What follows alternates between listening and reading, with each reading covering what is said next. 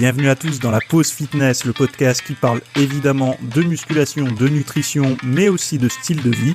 Donc si ça fait quelque temps que vous écoutez le podcast, je vous invite, si vous avez envie, de mettre un petit j'aime sur la vidéo si vous êtes sur YouTube, ou alors une petite évaluation si vous m'écoutez sur une plateforme de podcast comme iTunes, Spotify ou autre. Donc je vous souhaite à toutes et à tous un très bon épisode et on se retrouve tout de suite.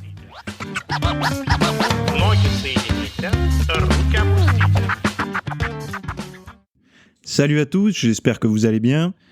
Nouvel épisode aujourd'hui, on va parler un petit peu de nutrition saine. J'ai récolté quelques petites notes comme chaque semaine. Et encore une fois, on parle de nutrition, je sais, mais c'est un petit peu le cœur de mon sujet avec l'entraînement et puis la remise en forme physique, enfin bon, tout ce qui va autour de ça. Bon, là, j'ai trouvé pas mal de petites choses qui me semblent... En fait, il y a un sujet qui me tenait... un petit peu plus à cœur que les autres, et puis autre chose que j'ai vu. Alors, on va commencer par un truc un petit peu plus complexe, qui est de l'ordre de la psycho, qui est, je reprends mes notes pour pas vous perdre. Alors, je vais directement ouvrir l'article qui s'appelle « Pourquoi les consommateurs français aiment le bio, mais en achètent peu ». Donc, on va commencer par ça. Rapidement, avant de démarrer, je tenais juste à dire que j'avais sorti ce week-end de la vidéo sur le cardio haute intensité, le HIIT, pourquoi je l'utilise actuellement pour couper un petit peu les zones graisseuses qui pourraient rester à droite à gauche afin de préparer le printemps et l'été. Mais le but, c'est pas d'avoir que le programme qui va avec, parce qu'il y a un programme, c'est aussi d'avoir les nouvelles données scientifiques, mais les dernières recherches que j'ai pu faire sur le sujet, et vous apporter un petit peu plus de clairvoyance, on va dire, par rapport aux arguments qui disent que le HIIT c'est super, alors que ça marche pas pour tout le monde malheureusement, et que finalement, il n'y a pas que le cardio basse intensité pendant 45 minutes qui est intéressant, même si ça peut servir dans certains cas de figure. J'essaie vraiment de faire quelque chose de... Enfin, c'est pas j'essaie, c'est je l'ai fait, de concis et de clair pour les personnes qui veulent se lancer là-dedans, qui veulent ajouter une variable supplémentaire dans leur transformation physique. Et voilà, donc je vous ai mis le lien en description avec tous les autres. Bref, on démarre. Alors, pourquoi les consommateurs français aiment le bio mais en achètent peu ? Donc, c'est un article que j'ai trouvé, donc je vais citer, qui a été écrit par Aurélie Merle, professeure de marketing et comportement du consommateur à Grenoble, et Mathilde Piotrowski, maître de conférences en sciences de gestion, Université Jean Monnet Saint-Étienne. Voilà. Donc, comme ça, au moins, vous avez les auteurs. Donc, la perception des produits bio semble faire consensus en France. 87% des Français considèrent qu'ils contribuent à préserver l'environnement et 82% pensent qu'ils sont meilleurs pour la santé. Pourtant, le bio ne représente que 4,4% de la consommation générale de produits alimentaires et la fréquence de consommation demeure faible. Comment expliquer un tel écart entre des croyances positives à l'égard du bio et une consommation quotidienne assez faible ? Donc ouais, j'ai pris quelques notes dans l'article parce que l'article est assez long, on va dire. Donc j'ai pris quelques notes pour que vous puissiez avoir des chiffres clés. Donc le marché français du bio alimentaire pèse 9,7 milliards d'euros en 2018 et en croissance de plus de 15% par rapport à l'année précédente. Donc voilà, ils disent aussi que les résultats de jeudi 20 février ont été donnés, montrent que ce sont près de 9 Français sur 10, 89%, qui consomment des produits biologiques en 2020, contre un peu plus d'1 sur 2 en 2003, l'année de la première édition. Donc bon, après des produits bio, faut voir un petit peu ce que ça dit, parce que là, ces chiffres, ils ont l'air plutôt encourageants, mais moi je pense que des fois, ça doit être assez ridicule dans le quotidien des gens, la consommation de bio, et surtout qu'il y a beaucoup de personnes qui ne peuvent pas manger bio, donc il y a quand même dans ces chiffres quelque chose d'encourageant, et se dire bon tout va bien, mais je pense que c'est pas la réalité. Et on va voir pourquoi c'est pas la réalité dans la suite. Alors, il y a trois types de pratiques qui sont aujourd'hui mis en cause par les consommateurs. Premier point, les pratiques agricoles qui ne permettraient pas d'obtenir un produit 100% bio. Ça, c'est le premier point. Deuxième point, Le deuxième point, c'est les pratiques commerciales qui confrontent deux formes d'acteurs. D'un côté, ceux qui profiteraient de l'engouement pour le bio pour accroître leur marge, donc grande distribution principalement, et de l'autre, les consommateurs qui se feraient duper. Troisième point, les pratiques de contrôle mises en œuvre par les organismes de labellisation qui soulèvent un certain scepticisme. Alors, il y a à peu près 6%, enfin non, pas 6%, 6 personnes sur 10 qui ont une confiance médiocre, on va dire dans les labels, etc. Les Français déclarent ne pas avoir assez d'informations sur 50% l'impact environnemental et sur la santé, 48% l'origine des produits biologiques, 62% la réglementation en agriculture biologique et 60% le contrôle des produits biologiques. Voilà. Donc après, il y en a qui disent que le plaisir passe pas par le bio, je voudrais bien acheter bio mais je peux pas, je peux être en bonne santé autrement qu'en consommant bio, etc., etc. Et après, il y a les principaux freins à la consommation de produits biologiques avec des chiffres. Donc 84% parce que c'est trop cher, 62% qui doutent sur le fait que les produits soient totalement bio, 37% qui n'ont pas le réflexe d'en consommer, 27% l'offre qui ne correspond pas aux besoins et 23% par manque d'information. Donc voilà un petit peu ce que j'ai récolté dans l'article. Finalement, moi je me rends compte d'une chose, c'est que aujourd'hui c'est plus ou moins similaire au niveau du discours qu'il y a quelques années. Ce qui revient majoritairement, c'est le prix. Et évidemment, le bio c'est plus cher, donc ça coûte plus cher, donc tout simplement c'est pas abordable pour tout le monde. Après, les gens qui doutent sur le fait que ce soit 100% bio, mais ça en fait on s'en fout quelque part. J'ai envie de dire quelque chose qui est clairement pas enrichi, mais clairement salopé par des pesticides, des hormones et tout ça, on va pas se dire ouais mais moi je consomme ça parce qu'au moins je sais ce qu'il y a dedans. Non, il faut se dire que le bio sera toujours mieux que ça. Il y a des gens qui essayent d'avoir le produit parfait, mais la perfection n'existe pas. Il y a des normes, il y a des lois. Malheureusement, on n'y peut rien. À part râler, on peut dire oui, mais c'est pas. Il y a encore des résidus de pesticides, etc. dedans, certainement. Mais aujourd'hui, quelles sont les autres options ? C'est ça qu'il faut se poser comme question. Alors les autres options, c'est quoi ?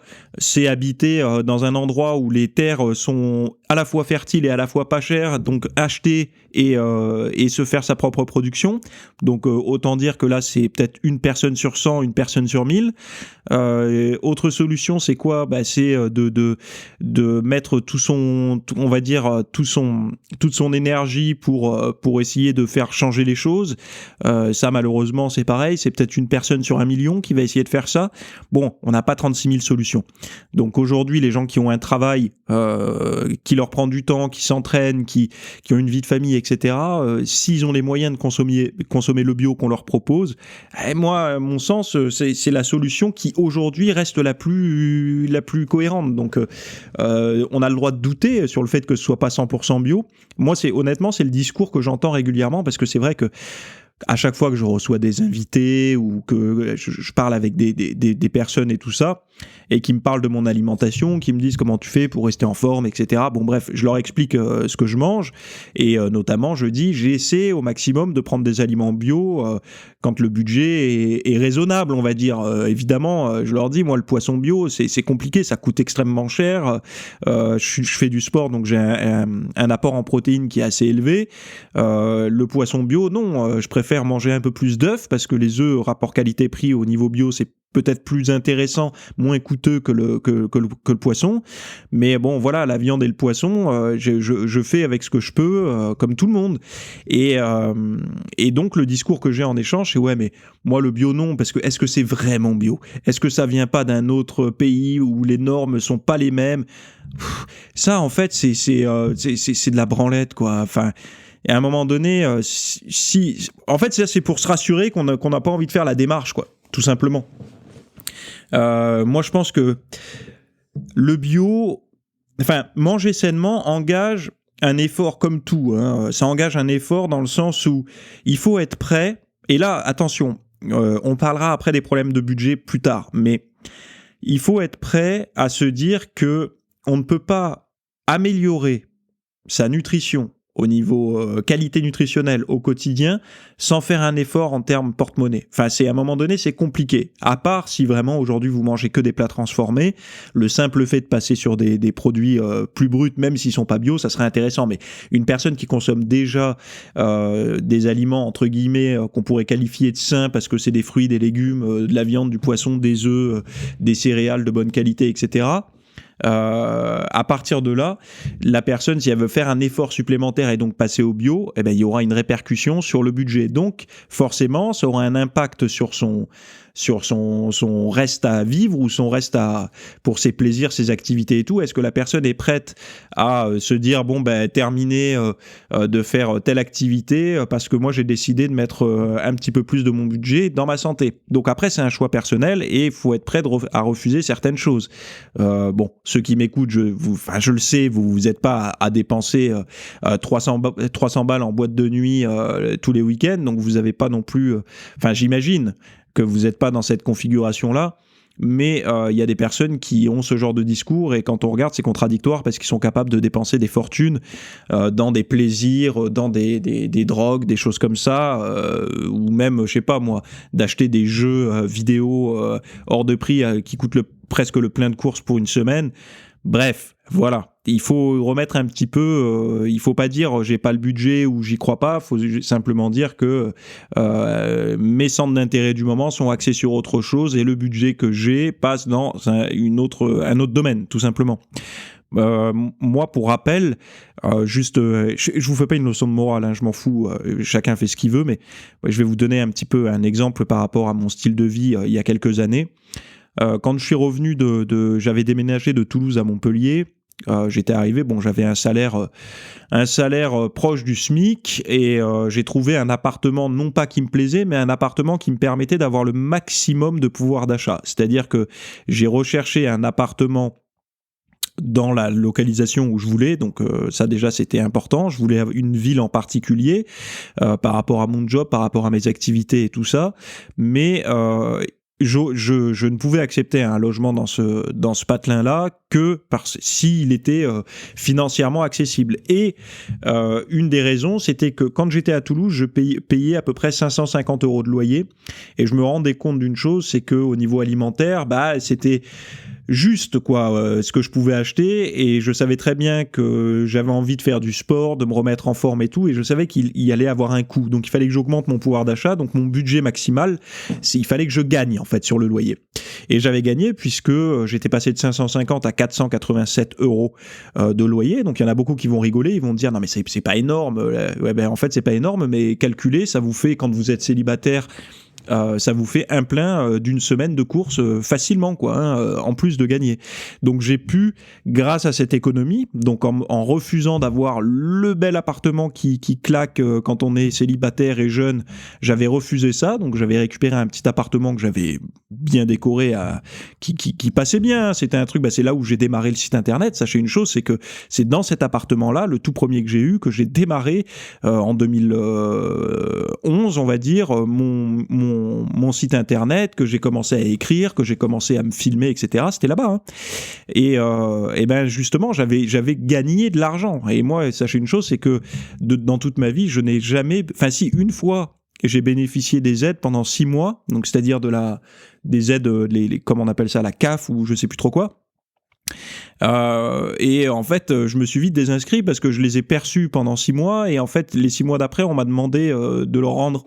Parce que justement, je gagnais peut-être un petit peu plus par mois, je sais plus ce qui s'était passé.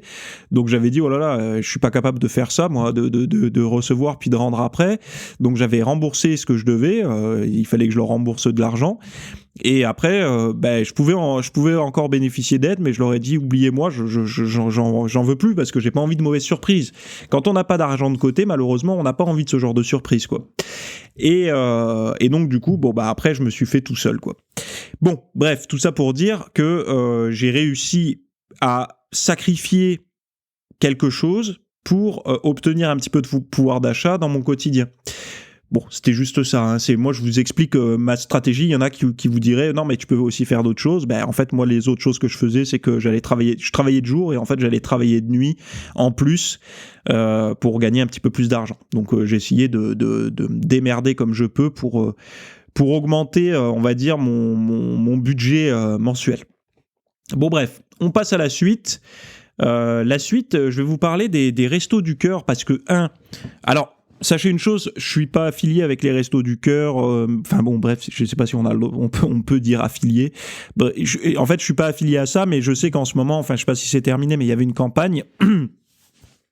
Et en fait, pourquoi j'en suis venu à cette idée-là, parce que d'en parler, parce que j'ai vu plusieurs choses. La première chose, c'est que, vous savez, moi, je fais une partie de mes courses, donc les courses, on va dire, sèches, les produits, on va dire, du surgelé et tout, sur une plateforme en ligne que je vais récupérer 1 à 2 fois par semaine. Après, je vais dans un magasin bio faire quelques achats. Des fois, je vais dans des magasins de surgelé faire d'autres achats. Enfin, je tourne un peu à droite à gauche pour faire mes achats. Pour l'alimentation. Sachez une chose, c'est que moi j'accorde beaucoup d'importance à l'alimentation, chose que ne font pas certaines personnes. C'est un choix personnel. Je peux comprendre qu'il y en ait qui ont envie d'avoir un tout en un et de faire les courses 1 fois par semaine, le samedi par exemple, et tout au même endroit. Chacun fait son truc. Je suis pas en train de juger là, loin de là. C'est pas du tout l'intérêt de mon discours.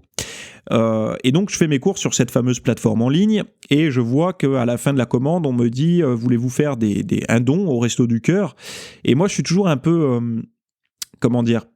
réfractaire aux dons d'argent. Ça me dérange pas de donner de l'argent.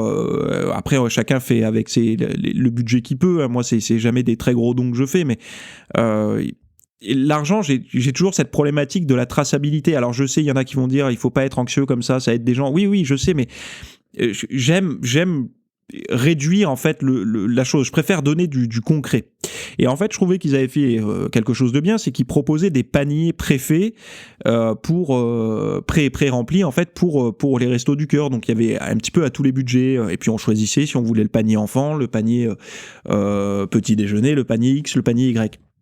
Donc moi j'ai pris 2 paniers pour les enfin bon bref, ça on s'en fout, mais je prends ces paniers là et puis j'ai vu en fait sur place que c'était en plus ils viennent me les montrer les paniers puis ils les mettent dans le truc. Enfin je demandais pas de les voir, je les crois, mais je veux dire ils venaient me les montrer avant de les mettre dans le truc. Mais moi ce que j'ai remarqué avec ça, je vous encourage pas à faire des dons et tout, hein, c'est pas le but, mais ce que j'ai remarqué, je me suis dit mais c'est quand même bizarre parce qu'on me propose jamais de fruits et légumes frais. Donc en fait, c'est des conserves, en fait, c'est que des denrées non périssables, quoi.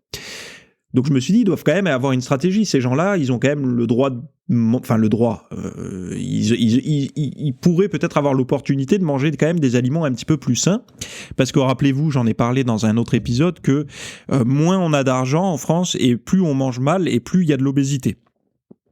Et que plus le budget familial, le budget du foyer est élevé, plus la nutrition des parents et des enfants est de bonne qualité et moins il y a de surpoids, etc. Alors qu'on pourrait penser l'inverse, hein, mais c'est fini la période de la famine où les gens sont minces parce qu'ils n'ont pas assez à manger. Aujourd'hui, tout le monde a à manger, mais la qualité n'est pas la même. Et en règle générale, le bas prix est plutôt nocif et le haut de gamme est plutôt positif. Donc c'est là où, enfin voilà, c'est un peu ambigu par rapport à avant. Et en fait, je lisais quelque chose, c'est que dans un article, là, il disait une association recommande la création d'un chèque fruits et légumes. Donc sur le principe du chèque énergie, pour ceux qui connaissent, un chèque fruits et légumes pourrait voir le jour. C'est la proposition faite par l'association interprofessionnelle des métiers du fruit et légumes, donc Interfel, à l'occasion du salon de l'agriculture, qui, je le rappelle, a été, je crois, annulé avant la fin à cause du coronavirus. Et ce chèque serait disponible pour les foyers en grande difficulté pour leur permettre d'avoir une alimentation plus diversifiée. Le programme national nutrition santé recommande en effet de consommer 400 grammes de fruits et légumes par jour. Bref, en fait ça, je pense que c'est une bonne idée. Enfin, moi j'encouragerais. C'est vrai que ça peut être intéressant d'avoir ce chèque fruits et légumes et d'un petit peu, comment dire. En fait, le problème, c'est que les chèques restauration et tout ça pour les gens dans le besoin, Il y a des gens qui vont un petit peu aller aux automatismes, et dans les automatismes, s'ils n'ont pas eu le budget pour acheter des légumes par le passé, si aujourd'hui on leur donne un chèque, ils vont plutôt un chèque sans qu'ils soient orientés vers les fruits, les légumes, etc. Si on leur donne juste un chèque un peu comme un ticket resto, ils vont aller s'orienter, ça c'est psychologique, vers des habitudes. C'est-à-dire que s'ils ont eu l'habitude de manger des boîtes de conserve et tout ça, ils vont continuer avec cet argent-là d'aller vers des boîtes de conserve et tout ça. Alors que là, d'orienter les gens, je trouve que ça peut être une bonne idée, mais on pourrait encore aller plus loin dans la réflexion avec peut-être un accompagnement, d'avoir, peut-être utiliser ces chèques si on pourrait dire, les majorer. C'est-à-dire que si vous choisissez tel et tel aliment, vous avez, 30 € de budget, mais par contre, ce même chèque peut avoir une valeur de 45 € si vous achetez des fruits et légumes. En fait, d'utiliser ça pour orienter psychologiquement les gens à se tourner vers une alimentation saine, parce que ces gens-là, certaines personnes, enfin je dis ces gens-là, mais ça peut être moi, ça peut être vous qui m'écoutez, et c'est pas, personne n'est à l'abri de pouvoir profiter de ce genre de choses, et de devoir profiter un jour de ce genre de choses, donc voilà. Et je pense qu'il faudrait faire un petit travail là-dessus, sur ce côté majoré quand il y a des bons réflexes, parce que encore une fois, ça coûte cher à la société française, hein. Enfin je veux dire à la Sécu ça coûte cher, hein. Les obèses, les personnes en mauvaise santé, ça leur coûte de l'argent, donc forcément ça peut être profitable pour tout le monde, mais c'est surtout pour les individus, quoi, que les personnes qui ont peu de budget puissent accéder. Je dis pas au bio, parce que le bio pardon, le bio est encore certainement trop cher, bien qu'en pleine saison on peut avoir du bio pas trop cher, mais et on verra d'ailleurs comment avoir du bio, comment on peut solutionner du bio accessible pour les personnes qui ont moins de moyens. Mais en tout cas, une chose est sûre, c'est que ça leur permettrait de passer d'une barquette de lasagne à peut-être des courgettes, peut-être apprendre à cuisiner ce genre de produits, etc. Bon bref, on va passer au Resto du Cœur. Parce que les Restos du Cœur, je reviens sur le sujet de tout à l'heure, je me disais, mais mince, et pourquoi on ne nous demande jamais de donner des fruits et des légumes, de la viande fraîche, des œufs, etc. Et bien en fait, parce que quand il y a des périodes de collecte comme ça, la nourriture va certainement un peu transiter et donc être un petit peu stockée, etc. Donc ils peuvent pas se permettre d'avoir des choses comme ça. Donc on pourrait se dire, non mais ça voudrait dire que toutes les personnes, alors vous qui m'écoutez, peut-être que vous y allez au Resto du Cœur et tout ça, et vous avez déjà la réponse à ma question, mais nous, personnes qui avons encore échappé, on va dire, à des périodes comme ça jusqu'à aujourd'hui où on manque un petit peu de revenus. Alors je rappelle, les Restos du Cœur, c'est pas pour les personnes à bas revenus, longue durée, etc. Ça peut être également, par exemple, un divorce et ça se passe mal, des frais très très lourds pour une des deux personnes, et qu'est-ce qui se passe ? Vous avez plus les moyens de vous nourrir ou de nourrir quand vous avez vos enfants, de les nourrir. Et les Restos du Cœur, ça peut être une stratégie et une aide sur une courte période pour vous, pour sortir la tête de l'eau. Et encore une fois, faut pas croire que ce sont que des personnes vraiment dans un extrême besoin, etc., qui vont là-bas. C'est des personnes du quotidien, des personnes de votre bureau. Ça peut même être moi qui suis en train de parler. Ça peut être n'importe qui va au Resto du Cœur. Donc il faut un petit peu sortir cette image de la tête, et notamment pour les personnes qui doutent, qui traversent une mauvaise période actuellement et qui se disent j'ai pas envie d'être réduit à aller au Resto du Cœur, par exemple. Il faut pas raisonner comme ça, parce que c'est justement fait pour ces moments-là, et on nous parle beaucoup des dons, etc., mais je pense que le plus difficile, c'est pas de faire des dons, le plus difficile, c'est d'être capable de se pointer là-bas et d'aller chercher à manger quand on est dans le besoin. Je pense que c'est ça la plus grosse difficulté pour beaucoup de personnes, parce que il y a l'estime de soi, il y a tout un tas de choses, et d'ailleurs ils ont carrément un programme sur le site, j'ai vu, par rapport à l'estime de soi, sur le site du Resto du Cœur, je précise, pas sur mon site. Et donc, je veux en venir à ça parce que comment on fait en fait pour... ce qui m'a mis la puce à l'oreille, c'est que je suis tombé sur un article qui disait que... alors c'était en 2018, c'est vieux, mais ils disent que les gendarmes avaient offert 1,5 tonne de nourriture au Resto du Cœur.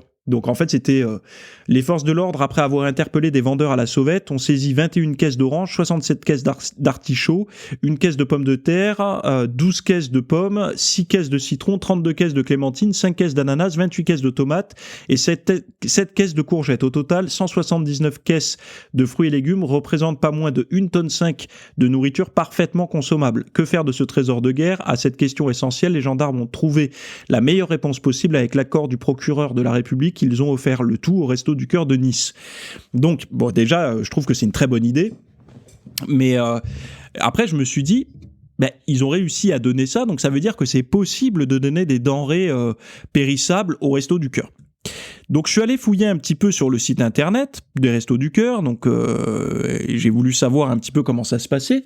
Et en fait, pour les dons comme ça périssables, alors j'imagine que vous, si vous par exemple vous avez un potager et tout, vous pouvez le faire aussi, mais là je veux parler à tous ceux qui sont maraîchers ou qui ont une boutique qui a des fruits et légumes. Vous pouvez faire des dons agricoles, alors le lait, le blé, les céréales, tous ces trucs-là. Fruits, légumes, œufs, viande, poisson, enfin bon, toutes ces choses-là. Les Restos du Cœur, ils viennent... en fait, l'avantage, c'est que vous, déjà, vous allez vous sentir bien parce que vous allez faire une bonne action, vous allez aider des gens dans le besoin à manger plus sainement grâce à vous. Mais c'est surtout que si vous êtes un peu ric-rac aussi au niveau de votre société, il y a quand même des avantages fiscaux pour ça. Donc ça peut être intéressant de voir ces deux côtés-là. Donc vous gagnez peut-être... Alors ce que vous gagnez le plus, je vous le dis honnêtement, c'est à la fin de votre journée, quand vous avez fait un don comme ça, je pense que vous allez bien dormir en sachant que vous allez aider des centaines de personnes peut-être à bien manger grâce à votre production. Mais deuxième chose, c'est que vous pouvez également peut-être y gagner au niveau fiscal. Donc ça, je vous encourage à aller sur le site, je vous ai mis un lien. Mais alors, le plus intéressant, c'est que comment on fait un don en nature au Resto du Cœur. Alors, si vous êtes producteur de fruits et légumes, pour un don inférieur à 5 palettes, vous pouvez faire un don volontaire au Resto du Cœur en vous rapprochant de l'équipe bénévole proche de chez vous. L'entrepôt pourra mettre en place la logistique nécessaire à la récupération de votre don pour le distribuer directement aux personnes accueillies dans les centres des restos. Donc, ce que je fais, j'ai mis un lien directement dans la description de cet épisode où vous pouvez regarder où sont, avec la géolocalisation là, où sont les centres les plus proches de chez vous. Je vous dis pas d'y aller demain, mais juste ayez conscience, juste savoir le localiser le proche de chez vous. Regardez un petit peu vite fait l'adresse sur Google Maps ou quoi, vous avez le lien de toute façon dans la description. Comme ça au moins, dans votre tête, vous savez où il est. Parce qu'on sait jamais, un jour, peut-être que, moi ça m'est déjà arrivé, qu'on me rapporte, tiens, je sais pas quoi en faire, je te donne... je sais pas moi, 10 kilos de courgettes. Non, mais moi, c'est gentil, mais moi, 5 kilos, ça me suffit largement. J'ai pas envie que ça pourrisse. Au moins, je sais où aller si on me donne tout ça. Mais pour les personnes qui m'écoutent et qui ont un métier où il y a justement ce genre de produits alimentaires, donc fruits, légumes, viande, œufs, poissons, il n'y a même pas de logistique à avoir. C'est-à-dire que vous les appelez, ils s'occupent de tout, ils viennent chercher, etc. Donc, enfin voilà, et encore une fois, vous aurez ces avantages-là pour votre société, mais c'est surtout que vous allez pouvoir donner. Et si jamais un jour vous vous retrouvez dans la situation de ceux qui vont devoir aller chercher à manger au Resto du Cœur, votre position va changer. Et moi, j'étais un petit peu, au début, quand je voulais faire ce podcast, j'étais un petit peu à pousser le coup de gueule pour dire mais comment on fait pour donner des fruits et légumes, c'est inadmissible qu'on puisse pas en donner. Et puis j'ai fait des recherches avant de gueuler comme un con. J'ai fait des recherches et j'ai vu qu'il y avait cette stratégie-là. Et c'est vrai que ça peut être intéressant parce que, voilà, si par exemple vous avez une forte production de fruits et légumes et que vous savez que demain vous pouvez plus les mettre sur l'étal parce que ils vont être un petit peu plus abîmés que les autres, mais ils sont largement consommables mais un petit peu plus abîmés visuellement, donc les clients vont pas les consommer, de les apporter au Resto du Cœur. Alors certainement qu'il y a des cuistots, il y a des choses comme ça là-bas, peut-être qu'il y a des personnes, des bénévoles qui jouent le jeu de faire des boîtes des confitures ou des conserves, j'en sais rien, il y a peut-être des gens qui le font, hein, des bénévoles, donc ça peut servir et je vous garantis que vous allez vous sentir bien de faire ça, de faire ce genre d'action, vous allez vous sentir bien. Les bénévoles et tout, je pense que ceux qui le font, ils le font à la fois pour aider, mais aussi parce qu'ils en retirent une expérience très enrichissante au niveau d'eux, en fait, de l'image qu'ils ont d'eux-mêmes, et je pense que c'est une bonne chose, tout le monde est gagnant. Mais voilà, je pense qu'il y a cette solution-là. En fait, moi là, je suis pas là pour faire la morale. Encore une fois, je me répète parce que j'ai surtout pas envie d'être mal compris. Mon but là, c'est juste d'informer, parce qu'avant, moi, j'étais pas du tout informé sur ça. C'est vrai que je voyais uniquement des produits, comme je vous ai cité tout à l'heure, donc conserves et tout ça, souvent du bas de gamme. Donc je me dis, c'est bien, on fait des dons, mais moi, j'aimerais bien faire des dons de meilleure qualité en termes d'aliments, en faire peut-être moins, mais de meilleure qualité. Et finalement, en fait, je me rends compte que ça sert à rien de gueuler comme ça comme un con, puisqu'il y a d'autres choses. Donc, le but aujourd'hui, moi, juste le message que j'aimerais passer, c'est si vous êtes maraîcher, je pense que c'est une bonne idée et vous ferez vraiment une bonne action pour les restos du cœur. Enfin, en tout cas, pas pour les restos du cœur, mais pour les personnes qui y vont, de leur permettre de manger plus sainement au quotidien, et notamment si vous avez quelque chose de bio en production. Autre chose, si vous n'êtes pas maraîcher, mais que vous connaissez quelqu'un qui fait ce genre de boulot-là, alors je dis maraîcher, mais ça peut être tous les jobs où il y a où vous revendez des fruits et légumes, et puis même de la viande, œufs, poissons.